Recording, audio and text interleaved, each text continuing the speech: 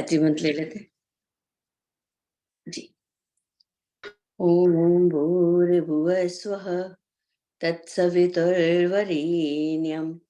भर्गो देवस्य धीमहि धियो यो नः प्रचोदयात्। गुरु सत्ता को नमन करते हुए आप सभी को मेरा प्रणाम। तो आज जो भैया ने मुझे बताया है प्रज्ञा उपनिषद का दूसरा मंडल का दूसरा अध्याय। तो आप सब, मैंने तो अभी आपके पार्टिसिपेंट्स के नाम देखे तो मैं तो हैरानी हो गई, इतने सारे आप सब लोग, बहुत कुछ जानने वाले सब लोग ही बैठे हैं यहाँ पे।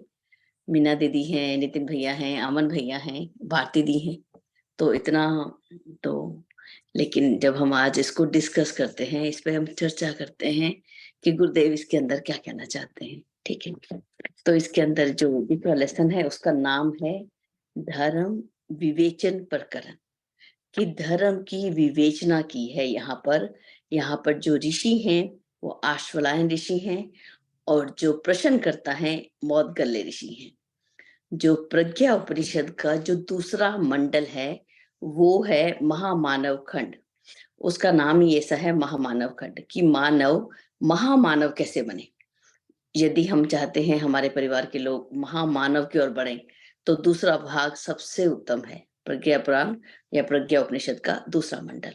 तो इसके अंदर जो 45 मिनट का हमारे पास टाइम है, तो जिसको पूरा रीडिंग ना करते हुए सिर्फ सार तत्व के रूप में हम इसको यहाँ पे बातचीत कर लेते हैं। तो यहाँ पर जो प्रश्न हुआ, वो जो प्रश्न जो है मौदगल्य ऋषि ने आशुलायन ऋषि जी से पूछा कि आप ये बताओ कि आपने बताया कि महामानव का उत्पादन करना है, उनकी खेती करनी है, तो उसके लिए मनुष्य यदि महामानव बने, देव मानव बने, तो उसको कौन से व्रत को अपनाना होता है, उसे क्या छोड़ना है, क्या अपनाना है, क्या सोचना है, क्या करना पड़ता है, वो सब हमें बताएं, कि जो मनुष्य जो है मानव से महामानव बने। तो इसके लिए आशुलायन ऋषि कहते हैं कि उसका एक ही मात्र उपाय है कि हमें धर्म की शरण में जाना होगा, कि धर्म ही एकमात्र सहारा है जिसका आश्रय लेकर मनुष्य जो है सुख और शांति को पाएगा, सुरक्षित रहेगा, आगे बढ़ेगा और श्रेय को पाएगा। जो धर्म जिन्हें अच्छा लगता है वो ही जीवन में वृद्धि को प्राप्त करते हैं और कल्याण को भी। उन्हीं की आत्मा जो है वो बलिष्ठ होती है, और ईश्वर का जो अजस्र अनुग्रह है उन्हें ही मिलता है। तो इसलिए धर्म को ही अपनाना पड़ता है। जो धर्म को छोड़ देता है उसे सब छोड़ देते हैं, जो धर्म को अपना लेता है उसे सभी अपना लेते हैं। तो धर्म की जो इम्पोर्टेंस है वो हमें यहाँ पे बताई। तो मौदगल्य ऋषि ने फिर प्रश्न किया कि धर्म तो अनेक हैं, इतने सारे धर्म हम आज के समय में देखते हैं, इनमें क्या भिन्नता है, इसमें क्या अपनाया जाए, किसे छोड़ा जाए, किसका निर्णय किया जाए। हमारी तो बुद्धि जो है वो ही भ्रमित हो रही है। तो आश्वलायन ऋषि ने कहा कि धर्म एक ही है, सभी मनुष्यों के लिए वो एक जैसा है। उसको हम कैसे समझ सकते हैं, कि हम अपना जो श्लोक नंबर 17 है उसमें देखते हैं कि हमारा पर्सनल जो हमारे ड्यूटी हैं और हमारी सोशल जो हमारी जिम्मेवारियां हैं, उसको उसके रूप में हम धर्म को जाने। अब एक जो ऋषि चिंतन जो यहाँ पे दिया गया उसके अंदर एक बहुत ही सुंदर श्लोक है, श्लोक नंबर 19 में, कि उसमें जो ऋषि हैं वो कैसे समझते हैं धर्म को, कि हमारा चिंतन कैसा हो, उत्कृष्ट, चरित्र कैसा हो, आदर्शवादी, व्यवहार कैसा हो, शालीन। इन तीनों के समन्वय को धर्म कहा गया। अब ये एक त्रिवेणी बताएगी, एक त्रिवेणी के अंदर जो भी इसको अपनाएंगे, अपना चिंतन उत्कृष्ट, चरित्र आदर्श, व्यवहार शालीन, उन्हें कैसा होगा, उन्हें देवताओं जैसा श्रेय, सम्मान और आनंद मिलेगा। आशुरान ऋषि कहते हैं, मैं फिर कहता हूं, धर्म अनेक नहीं है, एक है, सभी मनुष्यों के लिए एक जैसा है। श्लोक नंबर 23 का पैराग्राफ में देखते हैं कि वस्तुतः धर्म मनुष्य की अंतरात्मा की पुकार है, ये ईश्वर का निर्णय है, विश्व कल्याण का कारण है। इसी को हम धर्म समझें। जो भी हम आज देखते हैं कि क्षेत्र के अनुसार या समय के अनुसार या वर्ग के अनुसार जो भी हमें चेंजेस समाज में दिखाई देती हैं, वो संप्रदाय कहलाती हैं। धर्म और संप्रदाय, इन दोनों का जो अंतर है वो हमें देखना होगा। अब सब संप्रदाय जो है समय के अनुसार जो है वो चेंज होते रहते हैं। जिस प्रकार से हम होता है, पहले हमारी मान्यता ऐसी थी, हमारी परंपराएं ऐसी थी, जैसे जैसे समय बदलता गया उसके अंदर जो है अंतर आ जाता है। हर संप्रदाय में जरूर जरूर कुछ ना कुछ चेंजेस आए हैं, जिस प्रकार से हम अपने रेनोवेशन के रूप में हम इसको देख सकते हैं। लेकिन जो धर्म है उसके अंदर जो है वो एक ही है, सबके लिए एक जैसा है। धर्म और संप्रदाय का अंतर जो है वो हमें समझना है। तो वो हमें जो हम समझते हैं, ओह सॉरी,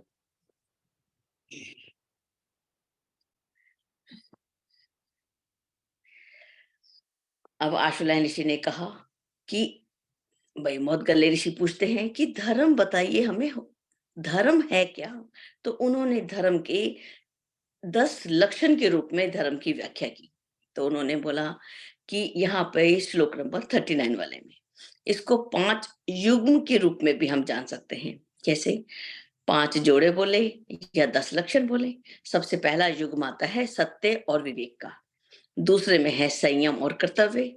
तीसरे में अनुशासन और व्रत धारण। चतुर्थ में स्नेह, सौजन्य और पराक्रम।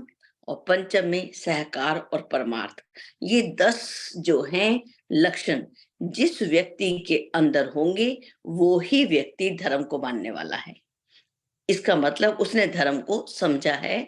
अब 5 युग्म या 10 चीजें, 10 लक्षण। अब जैसे सब उस व्यक्ति के अंदर सत्य है, विवेक है, उसके बाद क्या वो संयमशील है, वो ड्यूटीफुल, अपना ड्यूटीफुल जो है उसका अपना जो कर्तव्य है उनको पूरा करता है ईमानदारी से। और उसके बाद है क्या वो डिसिप्लिन में रहता है, और सेल्फ डिसिप्लिन, दोनों में अंतर जो है अनुशासन और अनुबंध। डिसिप्लिन में और सेल्फ डिसिप्लिन में क्या वो व्यक्ति रहता है। उसके बाद है स्नेह, सौजन्य। भाई सौजन्य है, बहुत ही सज्जन व्यक्ति है, लेकिन क्या वो पराक्रमी है? सज्जन है लेकिन वो डरे रहते हैं, घबराए रहते हैं, जो भी परिस्थिति आती है उसका डटकर मुकाबला नहीं करते। तो क्या वो धार्मिक हैं? तो यहाँ पर जो है बात आई है कि सज्जन है तो साथ में पराक्रम भी होना चाहिए। और जब पंचम युग्म बताया गया सहकार और परमार्थ, हम सबका सहयोग करें और पाएं। अब सहयोग करना एक बात है, सहयोग पाना दूसरी बात है। हम सहयोग करते हैं, बहुत अच्छी बात। क्या हमें सहयोग मिलता है जब हम समाज के अंदर बहुत बड़े बड़े काम करने जाते हैं?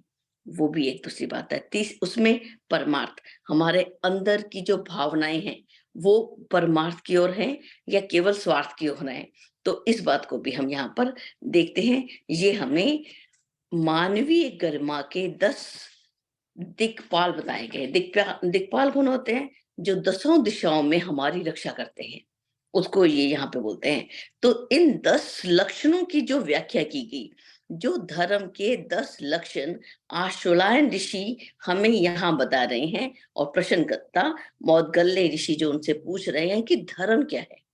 तो इन 5 को बहुत ही इम्पोर्टेंस, ये श्लोक नंबर 43 से लेकर हम देखते हैं 52 तक, इसके अंदर सिर्फ और सिर्फ इसका महात्म्य, इसकी इम्पोर्टेंस जो है हमें बताएगी। कैसे बताई गुरुदेव ने यहाँ पर? उन्होंने इसी 5 युग्मों को ही 5 यम कहा और 5 नियम कहा, जो कि अपने कल्याणकारी हैं, आत्म कल्याणकारी। जो इनको अपना लेता है उसकी पांचों कर्मेंद्रियां और ज्ञानेंद्रियां, इसका संयम जो है वो सध जाता है। जो इसको अपनाता है उसके 5 प्राण, 5 उपप्राण और पंच अग्नि विद्या जो हम समझते हैं, जैसे हम पंचकोश की साधना बोलते हैं, वो इन्हीं 5 युग्मों को जीवन में अपनाने से ये पूरी हो जाती है। अब देखिए अगले श्लोक नंबर में क्या लिखा कि इनको अपनाकर जो योगी हैं पंच कोशों का अनावरण करते हैं। अब 5 कोशों को भेदने के लिए ये 10 नियम, जो 10 लक्षण जो जहां पे बताए गए हैं वो ही बहुत ही इंपॉर्टेंट है। जो व्यक्ति इसे अपनाएगा उसे 5 रिद्धियां और 5 सिद्धियां अपने आप आ जाएंगी। इसी को 5 प्रकार के योग, 5 प्रकार के तप बताए गए। श्लोक नंबर 48 में देखिए, इसमें बताया गीता के 5 पांडव राम की पंचायतन, शिव पंचायतन, इसी को समझा जाता है। तब भी आचार्य जी को लगा अभी और कमी है इसकी इम्पोर्टेंस बताने की। तो जो हम पंच अमृत लेते हैं, वो इसी को बताया कि पंच अमृत का जो हम लोग 5 चीज़ें जो हम पान करते हैं, वो पंच अमृत हो सकता है शरीर को हमें केवल वो बल दे, लेकिन ये जो 5-10 लक्षण बताए, वो हमारी आत्मा को बल देंगे, वो हमें मानव से महामानव बना देंगे। इसी को पंचगव्य बताया। बहुत ही इन 5 को जो अपने जीवन में उतारेगा, उसको परम पुरुषार्थी माना जाता है। जो इसे पालते हैं, पालने की प्रेरणा देते हैं, इसके लिए साधन जुटाते हैं, वातावरण बनाते हैं, वे लोक और परलोक में श्रेय पाते हैं, हर दृष्टि से कृत्य हो जाते हैं। पूरा प्रज्ञा उपनिषद का दूसरा मंडल इन्हीं 10 लक्षणों की व्याख्या के ऊपर लिखा गया। अब मोदगल्ले जी ने पूछा कि आपने जो ये लक्षण बताए, इससे हमें बहुत समझ आया, हम समझ रहे हैं इसको, लेकिन आज के समय में हम सब इसके मूल आधार जो हैं, इससे बहुत दूर हो चुके हैं। आज के समय में हम इसको कैसे इसका उपयोग करें, हम कैसे धारण करें और आज की परिस्थितियों में हम कैसे समझें धर्म क्या है? तो बहुत ही सुंदर आशु ऋषि बताते हैं कि हम जानते हैं कि लोगों ने धर्म की आड़ में बहुत सारे अनाचार बरते हैं। आज जो एक जो हमारा वो था हिंदू मुस्लिम सिख ईसाई आपस में भाई भाई, वो कंसेप्ट जो है वो कहीं ना कहीं कमजोर होता जा रहा है। तो आज जो है लोगों ने धर्म की आड़ में अनाचार भी हम देखते हैं, इसके विचित्र अर्थ भी लगाए हैं, लेकिन तब भी तो जो श्लोक नंबर 57 है, वो स्टार्ट ही इससे हो रहा है। तो भी इससे धर्म के मूल स्वरूप में कोई अंतर नहीं आएगा। सूर्य पर बादल आते हैं, ग्रहण भी पड़ते रहते हैं, लेकिन उसकी मूल सत्ता को तो जरा भी अंतर नहीं आता। गंगा के अंदर अनेक गंदे स्रोतों से जल आकर मिलता रहता है। जलचर उसको गंदा करते रहते हैं, लेकिन क्या गंगा की पवित्रता में कोई अंतर आता है? नहीं। क्यों? क्योंकि उसके अंदर ये शक्ति है, वो दूसरों को पवित्र कर देती है। देव प्रतिमाओं पर कीटक चढ़ जाते हैं, लेकिन इससे उनकी गरिमा तो कम नहीं हो जाती। धर्म की आड़ में जो भी अनाचार हमें दिखाई देता है, उसको सुधारा और बदला जाना चाहिए, ताकि उसकी महत्ता और उपयोगिता के संबंध में कभी कोई संदेह नहीं करना चाहिए। जो धर्म का परायण करेंगे, जो इन लक्षणों को जीवन में उतारेंगे, वो ही मानव से महामानव बनेंगे। अब इसके अंदर आगे लिखते हैं श्लोक नंबर 63 में कि महामानवों को अनिवार्यता एक कंपल्सरी है। महामानव बनना है तो उसके लिए कंपल्सरी सब्जेक्ट बताया गया कि धर्म धारणा को अपनाना ही है। अधर्मी उसका प्राभव होगा। अधर्म हमेशा, धर्म और अधर्म में युद्ध हमेशा ही चलता रहा, चाहे कोई भी युग हो, लेकिन विजय किसकी होती है? धर्म की। तो धर्म जो है वो ही टिकता है। जो अधर्म है वो तो केवल जैसे ईंधन जला और नष्ट हो गया, कुछ बुलबुले उठे और वो नष्ट हो जाए, ऐसे ही अधर्म जो है वो उठेगा और उसका स्वरूप जो है वो हमेशा के लिए नष्ट होता ही रहेगा। अब इसके अंदर श्लोक नंबर हम 66 की ओर भी देखते हैं। इसी कर्म फल के आधार पर जो विश्व की व्यवस्था चल रही है, कोई एक हम पौधा लगाते हैं तो उसको बड़े होने में समय लगता है। जब हम अच्छे कर्म करते हैं, उसका परिणाम में थोड़ी देर हो सकती है, लेकिन उसमें हमें धैर्य बनाए रखना चाहिए। जो दुर्जन होते हैं, वो उसके लिए बहुत सुंदर जो है रामायण के अंदर बहुत सुंदर आता है। संत और असंत की व्याख्या भी बहुत सुंदर है। कभी ऐसा अवसर होगा तो फिर उसपे बात करेंगे। लेकिन यहाँ पर जो लिखा कि दुर्जन किस तरह से होते हैं, जो हमें ओले दिखाई देते हैं, जब बरसात होती है, ओले बरसते हैं। तो वो दुर्जन ओले के रूप में भले ही बरसेंगे, हो सकता है वो फसल को नष्ट भी करें, लेकिन कुछ समय बाद जो पेड़ पौधे नष्ट होते हैं, वो पुनः पल्लवित हो जाते हैं, पुनः उग जाते हैं। लेकिन ओले वो तो हमेशा के लिए नष्ट हो जाते हैं। तो इसलिए जो है हमें देखते हैं कि आज जब परिवर्तन होता नहीं दिखाई देता, धर्म में अधर्म समाज में दिखाई देता है, तो उस समय हमें हताश नहीं होना और किसी प्रकार के भ्रम में नहीं पड़ना। तो ये यहाँ पे बहुत ही सुंदर बताया गया। आगे है श्लोक नंबर 71 की ओर चलते हैं। कि धर्म धारणा अपनाकर जो मनुष्य है, वो हमेशा ऊंचा उठा, आगे बढ़ा और महामानव कहलाया। वो केवल धर्म चर्चा को सुनने और पढ़ने से संतुष्ट नहीं होते, और ना ही इस जो भी हम रीडिंग की, उस पे चर्चा की, उसको पर्याप्त मानते हैं। उससे जुड़े हुए अनुशासन को अपनाते हैं और अपने जीवन में आलस्य प्रमाद को हटाकर ये सारे जो लक्षण हैं, उसको अपने जीवन में अपनाने का पूर्ण प्रयास करते हैं। ऐसे ही लोगों का जीवन कैसा होता है? सार्थक होता है। अब हमें यहाँ पर एक काम देते हैं, एक व्हाट टू डू। अब हम करें क्या? हमें तो ये आता है ना कि हम अब समाज में किस प्रकार से अधर्म को हटाएं, धर्म को बढ़ाएं, किस प्रकार से समाज में अपने परिवार में चेतना जगाएं, ये सारी बातें आती हैं। सबसे पहले तो हम अपने ऊपर काम करें कि ये लक्षणों को हम अपने जीवन में उतारें। सबसे पहला कौन सा था? सत्य और विवेक। हम सत्यशील बने। जब एक परिवार का व्यक्ति, हम परिवार में अपने झूठ बोलने लग जाएं, तो क्या हमारे बच्चे या हमारे अन्य परिवारजन हम पर विश्वास करेंगे? वो तो कहेंगे ये तो झूठ बोलते हैं। एक बार भी अगर हमारा झूठ हम बोलते हैं और वो पता चल जाता है ये तो झूठ है, तो उसके बाद जिस व्यक्ति का विश्वास खो गया, ट्रस्ट जब परिवार में से हट जाता है ना, तो उस विश्वास को वापस लाना बहुत ही मुश्किल होता है। इसीलिए हमें हमेशा ही सत्य का पालन करना चाहिए, और सत्य सत्यमेव जयते, वो जो शब्द हैं उसको हमें जरूर अपनाना चाहिए। एक सत्य का जो पालन है और सत्य के साथ एक विवेकशीलता। गुरुदेव ने बहुत ही सुंदर से, जो अगला लेसन है, थर्ड लेसन, सत्य और विवेक पर पूरा एक लेसन है। तो सत्य के साथ विवेक जुड़ा हो। अब जैसे एक छोटी सी कहानी सी आ जाती है कि एक साधु बाबा बैठे थे, उनके आगे से एक गाय निकली और पीछे से कोई जैसे कसाई बोलो या कोई उसको पकड़ने वाला, गो हत्या करने वाला उसके पीछे जा रहा था। तो उन्होंने बोला, आपने गाय को देखा?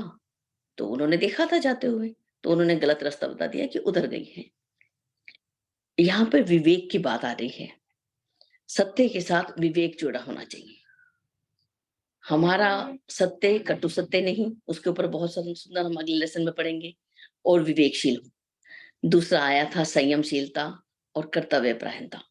अब जब हम इस घर के उस एल्डर मेंबर के रूप में हैं, परिवार के बड़े सदस्य के रूप में हैं, हम किस प्रकार से संयमशीलता को अपनाते हैं। यहाँ पे गुरुदेव ने अगले उसमें लिखा हुआ है श्लोक नंबर 76 वाले में। चलिए पहले इसको पढ़ते हैं, उसके बाद बातचीत करते हैं। कि संसार को महामानवों के कल्प वृक्षों से हरा भरा नंदन वन बनाया जाना चाहिए। कि हमें एक ड्यूटी दी, क्या? कि हमें खेती करनी है, हमें वो पेड़ लगाने हैं जिसे कल्प वृक्ष कहा जाता है। महामानवों की खेती करनी है, ये गुण अपने अंदर डालने हैं और दूसरों के अंदर बीज देने हैं, बो देने हैं। उसको बोलते हैं कल्प वृक्षों से हरा भरा, अपने विश्व को, अपने सृष्टि को, अपने परिवार को, अपने आप को वैसा ही नंदन वन बनाना चाहिए। इसके लिए हम करें क्या? इसके लिए हमें सबसे पहले स्वाध्याय और सत्संग की व्यवस्था को बनाए रखना है। साधना, संयम और सेवा की सत्प्रवृत्तियों को नियमित रूप से कार्यान्वित होते रहना चाहिए। धर्म का महत्व समझा और समझाया जाना चाहिए। इसके परिणामों को, इसके जो रिजल्ट है, उसको हमें हृदयगम कराया जा सके। जब हम तक, सबसे पहले तो हमें अपनाना होगा ना। अगर मैं ही झूठ बोलूंगी तो मैं कैसे किसी बच्चे को बोल सकती हूँ कि बच्चे सत्य बोलो? तो ये सब है, सब अपने आप के अंदर डाला जाए और फिर वो पाठ पढ़ाया जाए। जब वो पाठ हम पढ़ाते हैं, वो सहज ही दूसरों को समझ आने लग जाता है। श्लोक नंबर 81 की ओर देखें। तो धर्मात्मा जो भी लोग इसको सत्संग या स्वाध्याय के माध्यम से बता रहे हैं, उनका आचरण और उनका उदाहरण, ये जो है बहुत ही जरूरी है। अपना आचरण दें, अपना उदाहरण लोगों के सामने रखें, तो लोग उसका अनुकरण करने लगेंगे।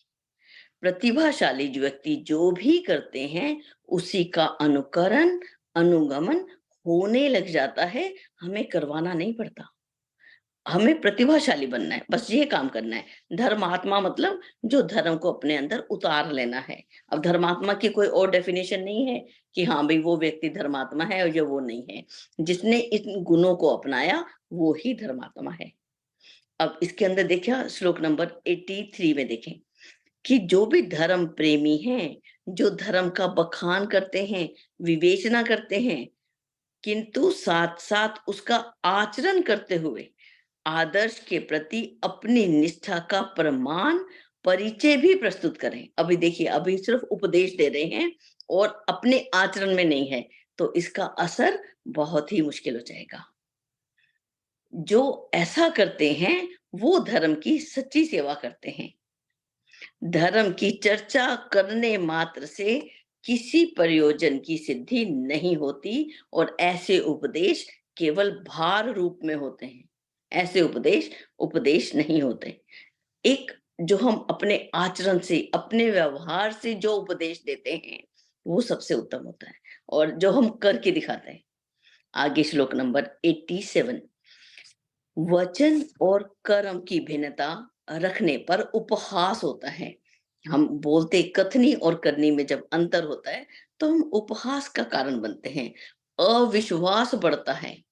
महामानव बनने के लिए हमें धर्म का आचरण और धर्म का विस्तार की उभय पक्षीय कार्य विधि अपनाने का परामर्श, दो परामर्श मिले यहाँ पर। पहला, उभय पक्षी मैंने दो प्रकार के, धर्म का आचरण करना है और धर्म का विस्तार करना है। ये सभी को बहुत भाया।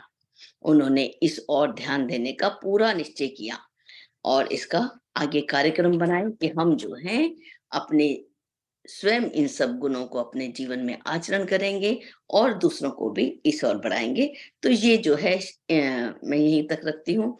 इति श्रीमद् प्रज्ञोपनिषदे ब्रह्म विद्या आत्म विद्यो युग दर्शन युग साधना प्रकटीकरणो श्री आशोलायन मौदगल्ले, जो ऋषि का संवाद हो रहा है, जो धर्म की विवेचना यहाँ पर की गई, ये इस प्रकरण का नाम है, द्वितीय इसका अध्याय है। तो ये बहुत ही सुंदर है। इसका तो एक-एक शब्द जो है ना, मुझे बहुत ही इम्पोर्टेंट लगता है, जो इतना सरल कर दिया। समझदारी, ईमानदारी, ज़िम्मेवारी, बहादुरी, अगर हम पूरे उसको देखते हैं, तो उसको हम 4 अक्षरों में भी ले सकते हैं। और ये जो सारे लिए हमने, 5 युग्म जो इसमें बताए गए, संप्रदाय और धर्म का अंतर, इसके अंदर एक बात और भी आई थी कि कहाँ कमी हुई कि मनुष्य जो है वो पतन की ओर गया। तो उन्होंने यहाँ पे बोला, श्लोक नंबर 31 छूट गया था कि इसमें जिस प्रकार से हम अपने घरों की मरम्मत करते हैं, रेनोवेशन करते हैं, उस तरह कुछ ऋषियों की, हमारे जो वरिष्ठ लोग थे, उनकी एक ड्यूटीज थी कि वहां पे मरम्मत की जानी चाहिए थी। लेकिन वहां कुछ कमी हुई कि वो जो काम था वो छूट गया। इसी वजह से आज जो समाज है वो नीचे की ओर गया। यदि आज फिर से वापस हम सब खड़े होकर ये सब लक्षण के ऊपर हम काम करते हैं, तब हम निश्चित रूप से धर्म की जो है जय जयकार होगी, हम सब धार्मिक बनेंगे। और अभी परसों मेरी बेटी मुझसे बोलने लगी, अब हम बातचीत में आ जाते हैं, प्रश्नोत्तरी या बातचीत के संवाद में आ जाते हैं कि मम्मा, धर्म, धार्मिक होना और आध्यात्मिक होना, ये क्या समझ नहीं आता मुझे। तो मैंने बोला, बेटा जितना हम मॉरल हमारा ऊंचा होगा, उतने हम धार्मिक हैं। केवल हम कर्म कांड करते हैं या हम ऐसे वस्त्र पहनते हैं, हमारा आचरण जो है वो श्रेष्ठ नहीं आता, मॉरल अच्छा नहीं है और नैतिकता की ओर हम नहीं बढ़ रहे, तो हम धार्मिक कहाँ रह जाते हैं। ये दोनों चीजें जो हैं हमको लेके चलनी होगी। बहुत सारे उपनिषद हैं और उस पर भी हम चर्चा करें तो मुझे तो कुछ उपनिषद, मैंने सारे उपनिषद पे काम नहीं किया, लेकिन जिन पर किया तो बहुत बारीकी से किया। जैसे कि वो सूत्र एक छोटा सा ले लिया अपने जीवन में, अभेद दर्शनम ज्ञानम। 3 अक्षर। अभेद का दर्शन ही ज्ञान है। बस इन्हीं 3 अक्षरों पे काम किया। हम भेदभाव कितना करते हैं। वो मेरा बेटा है, वो मेरी बेटी है। पुत्र और पुत्री में अपने घर से में ही अंतर कर देते हैं। उसके बाद जो अंतर करते हैं पुत्र और पुत्रवधू में, बहू में, पुत्री और अपनी बहू में अंतर कर देते हैं। वो गोरा है, वो काला है, वो लंबा है, वो छोटा है, वो ऊंच जाति का, वो नीच जाति का। सिर्फ एक शब्द, अभेद दर्शन ज्ञानम, 3 अक्षर जब हम अपने जीवन में उतार लें, अभेद का दर्शन ही ज्ञान है। अब इसके अंदर बड़ा ही एक टफ स्थिति है, इसको बहुत आसान स्थिति नहीं समझना। उसके अंदर यदि मैं अपने बेटे को जैसा खाना देती हूँ, वैसा ही खाना मैं अपने दूसरे, उसका चाहे एम्प्लॉयी है, चाहे उसका मित्र है, चाहे उसका कोई भी है, वो सेम ही सेम होगा। उससे अच्छा दूसरे को भला जाएगा, अपने को भले ही कम जाएगा। तो अभेद का दर्शन ही ज्ञान है। जरा इस पर जब हम इसको फॉलो करके देखें, जरा उतार के देखें जीवन में, तो मालूम पड़ जाएगा ये कितना कठिन है। और लेकिन यदि अभेद आ गया तो जीवन कितना सरल है, बहुत ही आनंदमय हो जाएगा। गीता का एक श्लोक जो मैंने कभी भी रटा नहीं, मुझे आज भी याद नहीं, और मैं करती भी नहीं, सच बताऊं। लेकिन उसको जीवन में उतारने के लिए मैं धन्यवाद करती हूँ अपनी दादी सास का।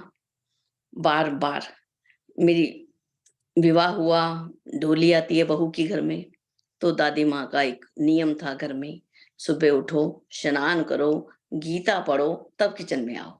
वाह! हमारी परंपरा कितनी खूबसूरत थी, लेकिन आज हमने ही अपनी परंपराओं को वीक कर दिया।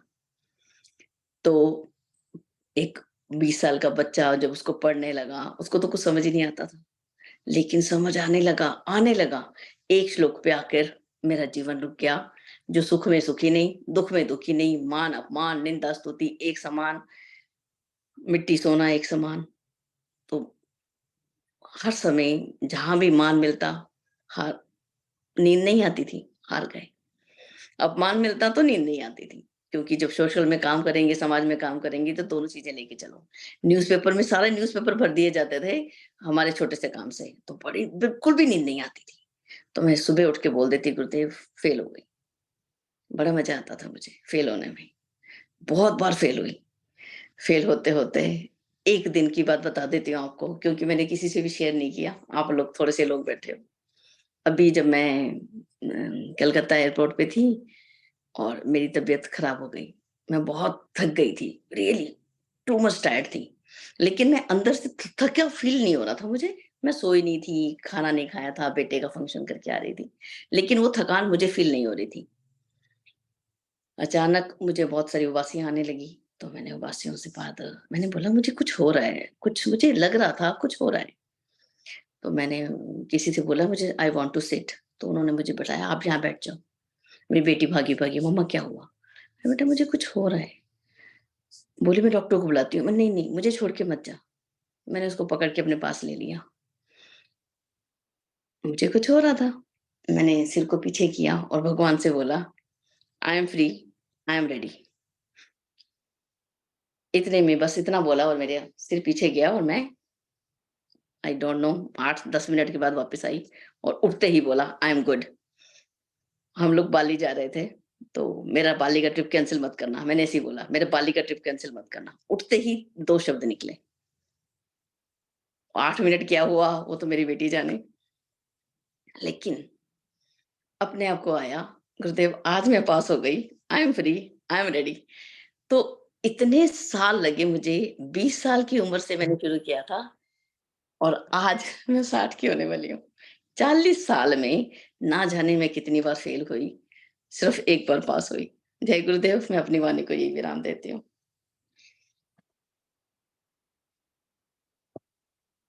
जी, आप कुछ बात करिए तो मैं बोलूँगी, हाँ। जी, धन्यवाद दीदी। आपने अपना जी, अनुभव बहुत अच्छा रखा, तो उससे हम सभी को बहुत कुछ जानकारी मिली और बहुत कुछ सीखने को मिला। जी अ, भैया, थैंक यू भैया। जी, तो दीदी अभी प्रश्नोत्तरी की जा सकती है, तो जिन किन्हीं को भी कुछ पूछना हो तो वो अपना हैंड रेज़ कर सकते हैं और अ, अपना जो प्रश्न है वो दीदी के सामने रख सकते हैं। जी, दीदी एक प्रश्न हमारा है जब तक। अ, अभी जैसे आप अध्यात्म और धर्म के विषय में जो आप बता रही थी अभी, तो जी। अध्यात्म और धर्म में जो क्या संबंध है, इसमें इसको थोड़ा सरल शब्दों में समझाइए? जो हम पढ़ते हैं इसको आचरण में उतारें, हमारा चिंतन उत्कृष्ट हो, हमारा चरित्र आदर्शवादी हो और हमारा व्यवहार शालीन हो। जब तक हमारा व्यवहार शालीन नहीं होता, हम कभी नहीं बोल सकते हम आध्यात्मिक हैं। अध्यात्म ये धर्म कुछ ऐसा वो नहीं है कि हम इस धर्म में फँस के बैठ गए हैं। जैसे भगवान कृष्ण ने जब अर्जुन को बोला कि भई युद्ध करना है, तो अर्जुन तो बोला मुझे नहीं करना युद्ध, मुझे किसके लिए युद्ध करना है? तो भगवान ने बोला तुम इसको बड़ा पर्सनल ले रहे हो, सिर्फ अपने बारे में सोच रहे हो तो युद्ध नहीं करोगे। जब एक राजपुत्री द्रौपदी उसके सम्मान की रक्षा भरे दरबार में नहीं हो सकती, तो आम नारी का क्या सम्मान होगा? ये तुम एक बहुत बड़ा प्रश्न है। धर्म कहते किसे हैं? अपनी रिस्पॉन्सिबिलिटीज़ को जब हम पूरा नहीं करते, हमारी ज़िम्मेवारी नहीं है कि हमारे संसार की, हमारे गाँव की, हमारे घर की बेटियाँ सुरक्षित हों, हमारे राज दरबार की बेटियाँ सुरक्षित हों। तो ये एक बहुत बड़ा प्रश्न है। धर्म किसे कहते हैं? बहुत ही सुंदर शब्दों में 3 अक्षरों में स्टार्टिंग में लिख दिया था गुरुदेव ने, सिर्फ़ 3 अक्षर लिए थे। यहाँ पे हुँ, धर्म क्या है? ज़िम्मेवारियाँ। कहाँ गया सेकंड लेसन स्टार्ट होते ही हाँ, ये रहा। क्या बताया धर्म? सबसे पहले ये लाइन ये आई थी कि चिंतन उत्कृष्ट, चरित्र आदर्श, व्यवहार की शालीनता के समन्वय को धर्म कहते हैं। और अध्यात्म क्या है? जब हम अपने सेल्फ पे काम करना, वो अध्यात्म है। अपनी आत्मा पे काम करना, अपने से संबंधित काम करना, उसको अध्यात्म कहते हैं। और अपनी ड्यूटीज़ को रहना, तो उसको हम धर्म कहते हैं। भैया मैं थ्योरी वाला आदमी नहीं हूँ, प्रैक्टिकल वाला हूँ। जी, जी, बिल्कुल ठीक है। तो दीदी जो हम ऐसा मान सकते हैं कि जो धर्म की जो उत्पत्ति है वो अध्यात्म से हुई है, ऐसा कहा जा सकता है? जी भैया, तो धर्म की उत्पत्ति अध्यात्म से हुई है। जी भैया, अपने से ही है सब कुछ। ये सारा हमसे ही संबंधित है ना, हमसे ही ये 10 लक्षण हमसे ही संबंधित हैं। सत्य मुझसे ही जुड़ा है, विवेक भी हमसे ही जुड़ा है। अगर मैं संयमशील नहीं हूँ, तो मैं ड्यूटीज़ को पूरा करने में फेल ही रहूँगी ना। तो ये हमसे ही जुड़े हैं सब चीज़ें। जी। जी, जी, ठीक है प्रणाम। दीदी। जी। जी। एक प्रश्न पूछूँ मैं? जी, जी, जी, जी। जी। प्रणाम डॉक्टर दीदी, मैं किरण। शुभ्रा बोल रही हूँ किरण दीदी, मैं शुभ्रा हुँ। बोल रही हूँ बैंगलोर से। आपके साथ सुना, आपको तो बहुत अच्छा लगा। आपके अनुभव से मैं जानना चाहती हूँ कि स्पिरिचुअलिटी की डेफिनेशन आपके लिए क्या है? आप मुझे बता सकते हैं वन लाइन डेफिनेशन ऑफ हाँ, स्पिरिचुअलिटी? क्योंकि स्पिरिचुअलिटी की डेफिनिशन मेरा शालीन व्यवहार है, मैं सच कहती हूँ और मेरा चिंतन है। चिंतन में नेगेटिव टी मेरे पास नहीं आती है और चरित्र मैं वेरी कॉन्फिडेंट कि मैंने अपने परिवार की एक बड़ी महिला मैं बड़ी भाभी रही हूँ। मेरे 4 देवर बिल्कुल युवावस्था के मेरे साथ होते थे, मेरे बच्चे, मेरे सब कुछ।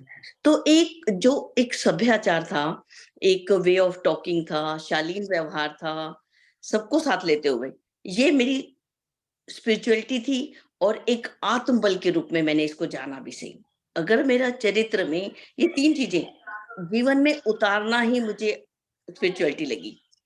एक व्यवहार, अभी हम व्यवहार की बात करें, जी, तो हम मंदिर से होने के बाद बाहर से आते ही हमारा व्यवहार कैसे हो जाता है? हम घर में आते हैं तो हम व्यवहार कैसे करते हैं? वो जी, व्यवहार के ऊपर ना रियली मैंने बहुत सारा काम किया है। अपने व्यवहार पे मैंने बहुत काम किया, चरित्र पे किया और चिंतन पे किया। यही मुझे स्पिरिचुअलिटी लगती है बेटा, जो भी जी, है। बहुत बहुत अच्छा लगा दीदी, आपको सुन के बहुत ही अच्छा लगा। Thank you thank you so much. बेटा। जी, दीदी एक प्रश्न और बताइए कि जैसे आपने अपने व्यवहार को शालीन करने के लिए उसपे जो कार्य किया, उसमें आपने किन-किन चीज़ों का ध्यान रखा? थोड़ा उसके विषय में। मेरे पास बहुत सारे अनुभव हैं एक्चुअल मेरे पास, बहुत सारे। एक्चुअल कि मेरे जीवन की जो भी घटनाएँ थी ना, उनको मैंने बहुत बारीकी से अध्ययन किया, जो कि मेरे अनुभव बन गए।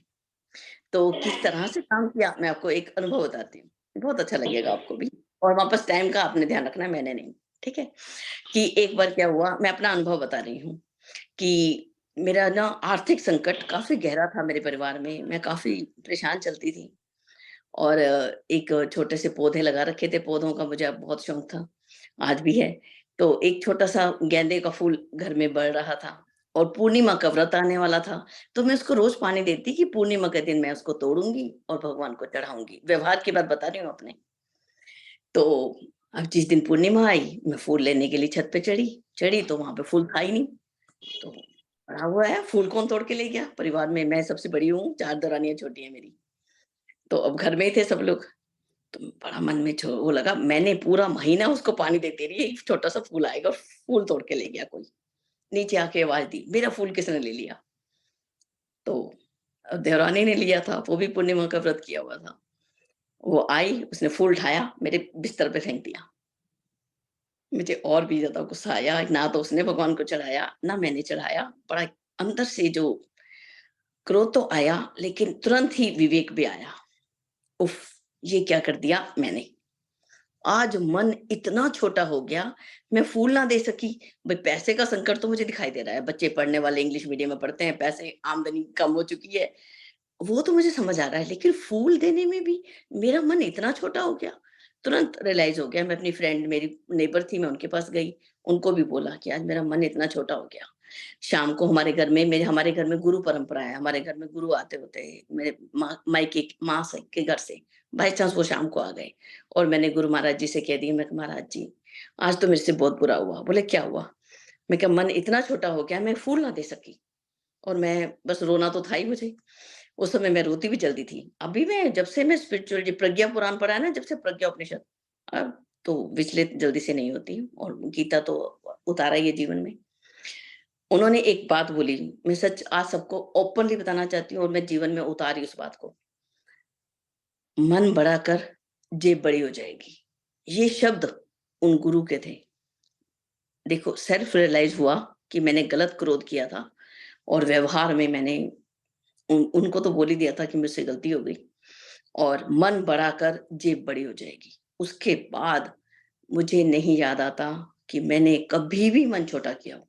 हमेशा ही मन को बड़ा करती रही और उन संत के ऐसे वचन थे कि जेब अपने आप बड़ी होती चली गई, अपने आप। मन बड़ा कर जेब बड़ी हो जाएगी।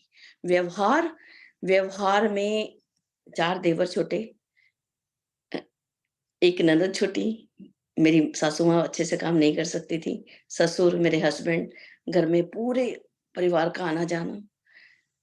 स्टार्टिंग में मुझे था, मन छोटा था, शरीर भले ही शायद हो सकता है नहीं कर सकता हो, लेकिन जैसे-जैसे मेरी उम्र बढ़ी, एक्सपीरियंस बढ़ा, उसके बाद चाहे 100 लोग खाने पे आ जाएँ, चाहे 20 लोग खाने पे आ जाएँ, मैं व्यवहार में कभी भी कटु शब्द जो है वो निकलने बंद हो चुके थे। कभी भी कटु होना अपने आप से। और ये प्रज्ञा उपनिषद मेरे हाथ में आज नहीं आया भैया, सन 2000 में मेरे हाथ में आ चुका था। आज मुझे 22 साल हो गए इसी बुक के ऊपर, मुझे इस पर प्रैक्टिस करते हुए 4 साल रेडियो पे सुनाया। फरीदाबाद का कोई भी स्कूल आप जाके पूछ लेना, प्रज्ञा पुराण और किरण चावला, ये नाम जुड़ा हुआ मिलेगा आपको। इस पर इतना काम किया, इसके एक-एक अक्षर को आप मुझे कहीं भी पूछ लो कि ये लाइन कौन-सी जगह पे लिखी हुई है प्रज्ञा पुराण में। इतना काम किया इसी पुस्तक पे। इस पुस्तक ने मुझे सेल्फ रियलाइजेशन बोलूँ, अपना आत्म सुधार बोलूँ, मानव से महामानव की पीढ़ी पे चलने की लाइन बोलूँ या परिवार में उन्नति बोलूँ, मुझे इसी पुस्तक से मिला, सब कुछ। इसी पुस्तक की मैंने गहराई से पढ़ने पर मेरा व्यवहार अपने आप से शालीन होता गया। सन 2000 की बात और आज 2023 है। बहुत सारे साल हो चुके हैं इस पुस्तक को हाथ में लिए हुए। शुरू-शुरू में तो सिर्फ़ कहानियाँ ही पढ़ती रहती थी मैं इसकी, जो प्रज्ञा पुराण में शुरू में मेरे प्रज्ञा पुराण भाग 4 मिला था मुझे, उसमें कहानियाँ ही पढ़ते रहते थे हम। रेडियो पर सिर्फ़ कहानियाँ ही सुनाई हैं मैंने। जब लाल बिहारी बाबूजी आए हैं, उन्होंने बोला कहानियाँ नहीं, इसकी टीका पर आ जाओ, इसकी व्याख्या पढ़ना भी बंद कर दो, केवल टीका को पढ़ो। गुरुदेव जो बोलना चाहते हैं, इस जो अर्थ बताया उसमें बोलना चाहते हैं। फिर मैंने इसके अर्थ को ध्यान से पढ़ा, और आज भी एक स्टूडेंट लेकर भी अगर मेरे पास बैठता है, मैं उसको बैठ के पढ़ाती हूँ, रिकॉर्डिंग करती हूँ। अभी 5 बच्चे हैं। अब 5 बच्चों को पढ़ाना आसान नहीं है, उनको सेम समय पे हम कैसे उठा के ला सकते हैं? बच्चे पढ़ने वाले हैं, टीनेज के बच्चे हैं, तो एक छोटा-सा क्लिप 4 मिनट का बनाया, उनको भेज दिया।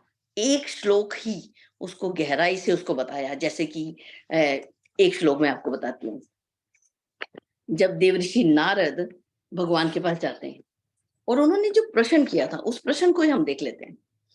देखिए, 1 मिनट अभ्यास नहीं है ज़्यादा बोलने का। कि ऐसी सर्वसाधारण की सुविधा का ऐसा ब्रह्म ज्ञान, आत्मविज्ञान और योग साधन क्या हो सकता है, जिसमें अतिरिक्त कुछ भी ना करना पड़े, केवल दिनचर्या में परिवर्तन और थोड़ा-सा दृष्टिकोण में अंतर। ये 2 चीज़ लाकर ऐसा कौन-सा तरीका है जो मानव महामानव बन जाए? वो प्रज्ञा उपनिषद का पहला ही प्रश्न है। और सच बताऊं, ये प्रज्ञा उपनिषद संसार में चलाएगा। आपको ऐसा लगेगा जब परिवार खंड पढ़ेंगे, ये जो संयम और सब कुछ पढ़ेंगे, तो लगेगा संसार में घूम रहे हैं। और लेकिन जैसे जैसे चतुर्थ मंडल की ओर आ जाएंगे, पंचम मंडल में तो ऐसा लगेगा कि आपने आत्मिकी की खेती यहाँ पर हो गई। यहाँ पे ब्रह्म ज्ञान जो है वो इसी के अंदर मिल जाता है। और इसको गुरुदेव ने ब्रह्म विद्या ही बताया। जितने भी लेसन हैं उनके एंड के अंदर जो लास्ट लाइन में हमेशा पढ़ती हूँ, इसीलिए पढ़ती हूँ कि ब्रह्म ब्रह्म विद्या इसी के इति श्रीमद् प्रज्ञोपनिषदे ब्रह्म विद्या आत्म विद्यो, ये ही ब्रह्म विद्या है, ये ही आत्मा की विद्या है, ये ही युग का दर्शन है, युग की साधना है। ये जो है ना प्रज्ञा उपनिषद, इसको बिल्कुल भी लाइट नहीं लेना। इतनी गहराई से, इतनी बारीकी से एक-एक अक्षर को पढ़ना। इसके अंदर एक अक्षर आया था, मुझे बहुत ही अच्छा लगा था। वो है दूसरे मंडल में, दूसरे लेसन में आया था। फर्स्ट का सेकंड लेसन में, कि मनुष्य पूर्ण ही है। बताइए ऐसी कौन-सी पुस्तक है जिसके अंदर उसने बताया हो कि मनुष्य पूर्ण है? मनुष्य को तो सब अपूर्ण बोलते हैं, हम तो कंप्लीट हो ही नहीं सकते। लेकिन आचार्य जी ने प्रज्ञा उपनिषद में लिखा कि मनुष्य पूर्ण ही है, लेकिन वो अपने आप को भूल गया है। ये दूसरे लेसन में, पहले मंडल के दूसरे लेसन में आया।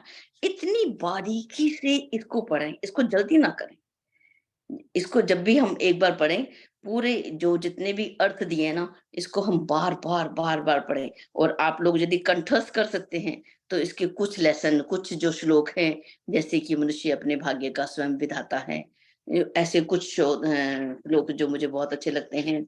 अचिंत्य चिंतना जाता, अयोग्य आचरण तथा, कि चिंतन जब अचिंत्य होगा, आचरण जो है अपने आप से गलत हो जाएगा। तो ऐसे श्लोकों को आप कंठस्थ भी कर लीजिए और इसको पढ़ें, पढ़ाएँ, जीवन में उतारें। सब आप अगर किसी भी पुस्तक को पढ़ते हैं, कई लोग बहुत सारी पुस्तक पढ़ी होती है, लेकिन जब हम किसी भी पुस्तक को पढ़ें, उसको जीवन में ना उतारें, तो उसको पढ़ने का अर्थ मुझे तो बिल्कुल समझ नहीं आता।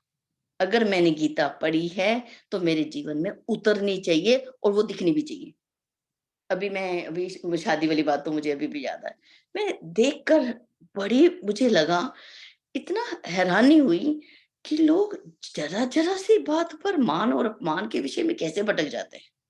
एक बहन मेरे पास आई और बोली कि मेरे साथ ऐसा क्यों होता है कि मेरे पति का हमेशा ही अपमान हो जाता है। वो रोने लगी, परिवार की बच्ची थी। मुझे तो प्रेम नहीं आया वहाँ पे। अब मेरा व्यवहार भले भले ही आप बुरा माने, अच्छा माने, लेकिन मुझे अगर गीता पढ़ी होती, क्या वो आंसर क्या दिया? ये नहीं दिया कि अपमान क्यों हो गया, तुम्हें कपड़े अच्छे क्यों नहीं मिले या गहने अच्छे क्यों नहीं मिले। सिर्फ एक ही बात निकली, अगर गीता पढ़ी होती और उसको पढ़ाई होती, तो ये मान अपमान नहीं होता तुम्हारा। यही आंसर था मेरा, सच्ची बता रही हूँ। कि आज छोटी-छोटी बातों में परिवारों में लड़ाई, कलेश, धरती को लेके, मकान को लेके, कमरे को लेके, मुझे ये अच्छी नहीं मिला, मुझे वो भोजन मम्मी ने भेद कर दिया। ये सारी बातें आ कहाँ से रही हैं? हम इस स्वाध्याय को उतारते नहीं हैं, पढ़ते हैं।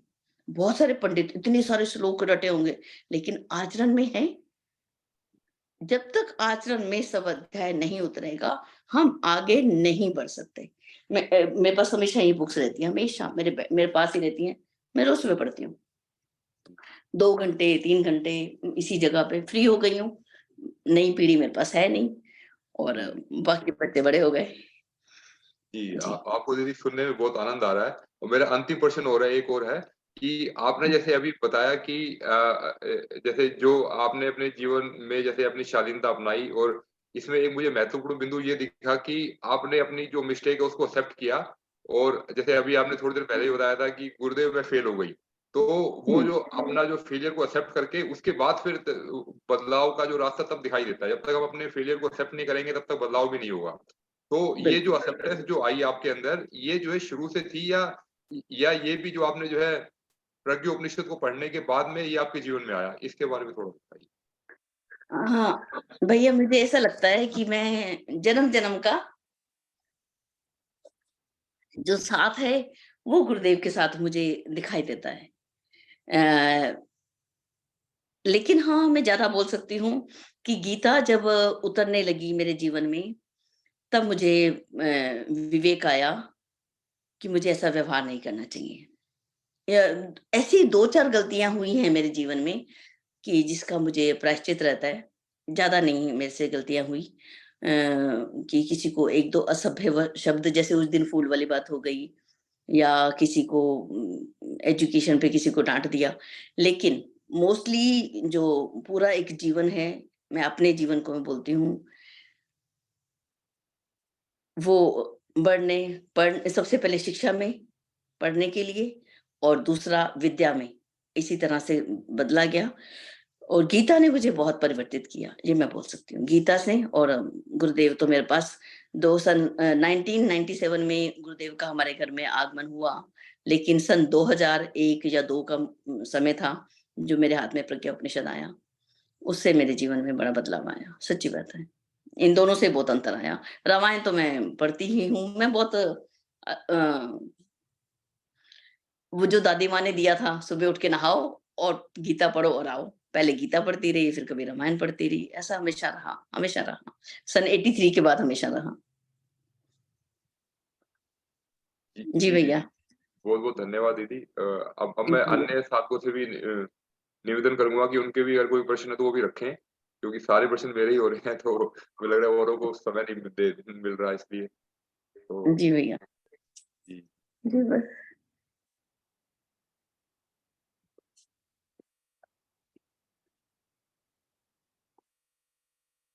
तो बहुत ही इम्पोर्टेंट है प्रज्ञा उपनिषद, इसके एक-एक अक्षर को पी जाना प्लीज़ और फिर मौका मिला तो फिर आएँगे। एक-एक अक्षर को, इसका एक अक्षर, एक लाइन नहीं छोड़नी है इसकी। जी, दीदी का हैंड रेज़ है। जी दीदी, आप अपने आप को अनम्यूट कीजिए। हाँ जी, दीदी प्रणाम। जी, प्रणाम। दीदी प्रज्ञोपनिषद पढ़ने की शुरुआत कहाँ से करें? पहले लेसन से? पहला ही अक्षर जो देवऋषि नारद का है, वहीं से शुरू करेंगे ना दीदी? नहीं बिल्कुल दीदी, पहले मैं अक्षर। पढ़ती तो हूँ मगर अभी इतना उतार नहीं पाती उसे कुछ समझ में नहीं आता है तो किस तरीका से समझूं? मैं बैठी हूँ ना, आप मुझे एक फ़ोन करिए, बिल्कुल, मैं रोज़ ही पढ़ाती हूँ और हाँ जी दीदी। इसका तो एक-एक अक्षर, इसकी तो कोई दूसरा अब ये ले लो, जो आज पढ़ा था हमने, वहीं से शुरू कर लीजिए। उसके जो जो 10 लक्षण दिए हैं, उनको जीवन में उतारने लगिए, यहीं से शुरू हो गया। जी दीदी। तो जी। दीदी आप बच्चों के लिए जैसे बता रहे थे बच्चों को पढ़ाती हो तो वीडियो बनाते हो, क्या बनाते हो दीदी? जी, मैं 4 मिनट का रिकॉर्ड कर देती हूँ अपनी आवाज़ में और व्हाट्सएप पे डाल देती हूँ। वो बच्चे जब मन करता तब सुन हाँ। लेते हूँ। तो उपनिषद का एक श्लोक डाल देती हूँ, ऐसे डालती हूँ। तो दीदी आप इस ग्रुप में भी डाल दीजिए तो उससे हम लोगों को भी लाभ मिलता रहेगा। ज़रूर, ज़रूर। जी दीदी, धन्यवाद दीदी। Thank you. जी, आदित्य भैया का हैंड रेज़ है। जी भैया, आप अपने आप को अनम्यूट कीजिए। जी, सभी को प्रणाम। जी भैया। भाई जैसे आप भी आपने बताया कि आपकी लाइफ में मतलब आपने कहा कि कुछ रिग्रेट्स हैं, जैसे आपने वो फूल वाली बात बताई।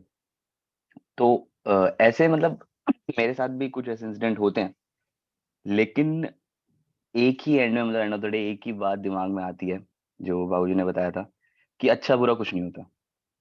तो फिर अब एक मेंटालिटी मतलब ऐसी हो गई है कि कुछ लगता भी है कि यार ये मेरे से गलत हो गया, लेकिन लगता है कि नहीं यार, उसके पीछे शायद कुछ पॉजिटिव रीज़न ही होगा, इसलिए हुआ है। इसलिए गुरुदेव ने वो एक्शन लिया, इसलिए गुरुदेव ने वो मुँह से वो शब्द निकलवाए।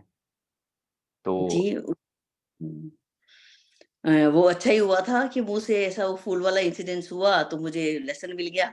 अगर वो नहीं होता, मैंने वो मन छोटा नहीं किया होता, फूल भी फूल के पीछे ही लड़ पड़ी घर में, मेरा फूल कौन ले गया?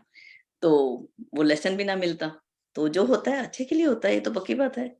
और लेकिन हाँ, अगर हमसे कोई गलती है तो हमें एक्सेप्ट तो हमें करना ही होगा। जैसे हम फेल हो गए, मुझे सच में नींद नहीं आती थी मुझे। अब मुझे इंसल्ट भी हो जाता था। सोशल वर्क करती थी मैं फरीदाबाद में।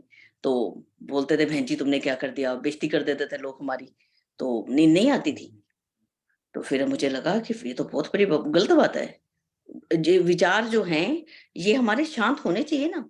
अब जैसे कि एकदम जैसे नींद नहीं आना, पूरी रात तक वो विचार थॉट हमारे कंट्रोल में नहीं हुए, तो इसका मतलब तो फेलियर है ना। विचार हुआ, सब कुछ हुआ, इट्स ओके। तो एक्सेप्ट करना है कि हाँ, सब ठीक है, नॉर्मल होके हम सो जाएँ। सुबह अपनी दिनचर्या प्रभावित ना हो हमारी। तो गलत तो यहाँ पे कुछ भी नहीं है, लेकिन अपना जो समीक्षा है, सेल्फ एनालिसिस, उसको तो आचार्य जी ने लिखा ही है, पूरा पंचम मंडल इसी के ऊपर है। जी, हाँ जी। हाँ जी, ओके, जी। Thank you. जी भैया, वेलकम भैया, आदित्य भैया, अभी आपसे ही बात हो रही थी ना। हाँ जी, हाँ जी। जी, जी, और बताइए? जी, और अभी दीदी का हैंड रेज़ तो नहीं दिख रहा मुझे।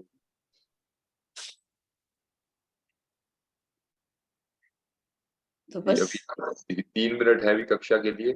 अगर किन्हीं को कुछ पूछना हो तो वो पूछ सकते हैं।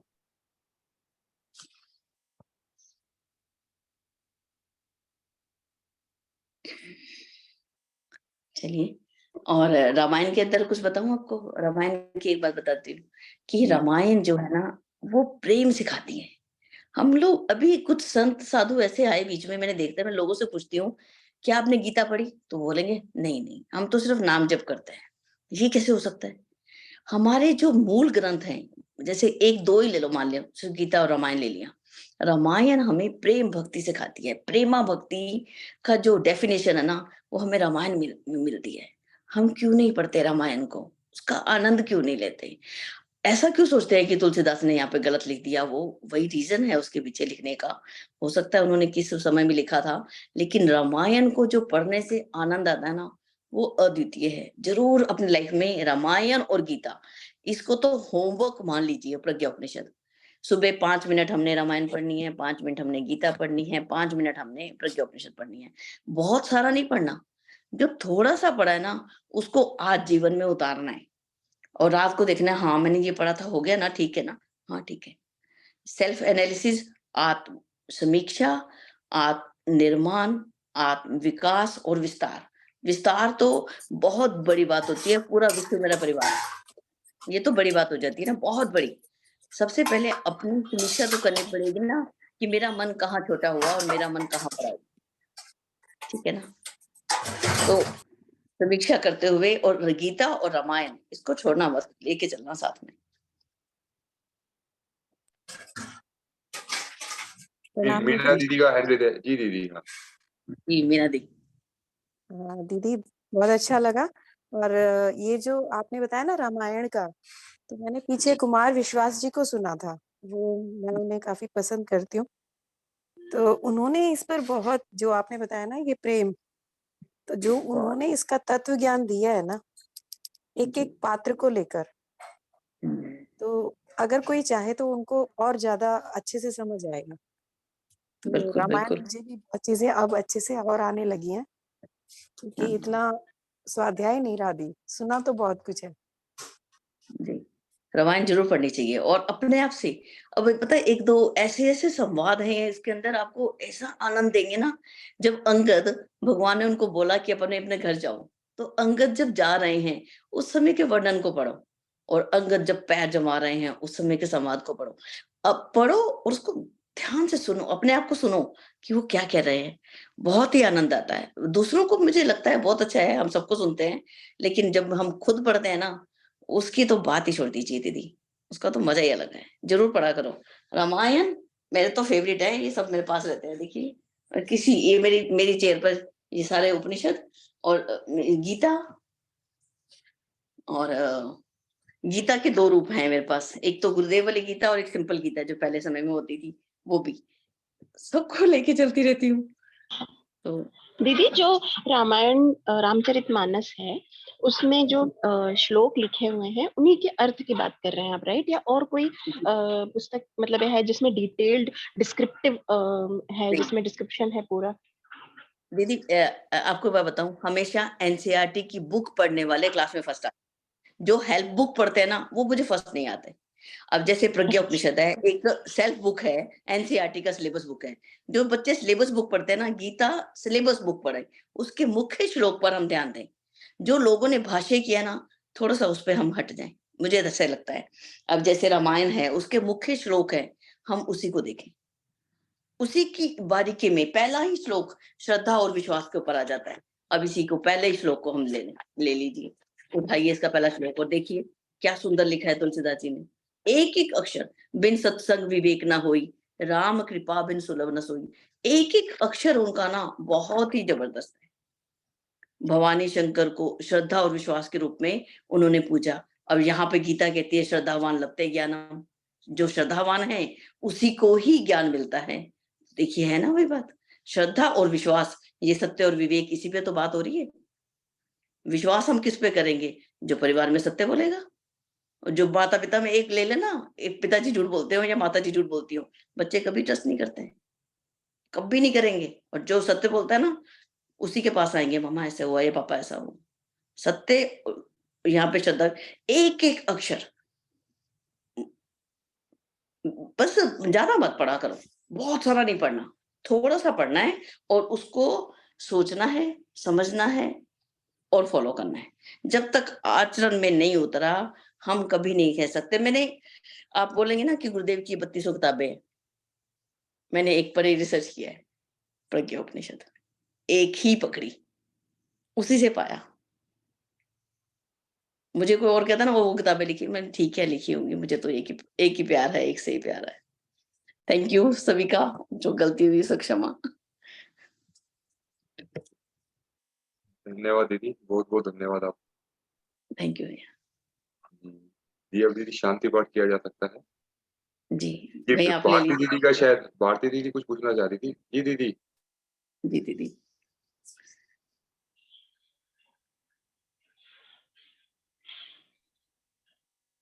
Thank you.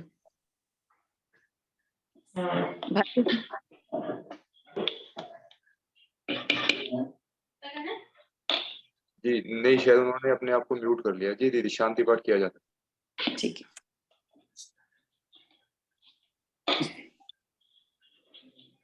ओम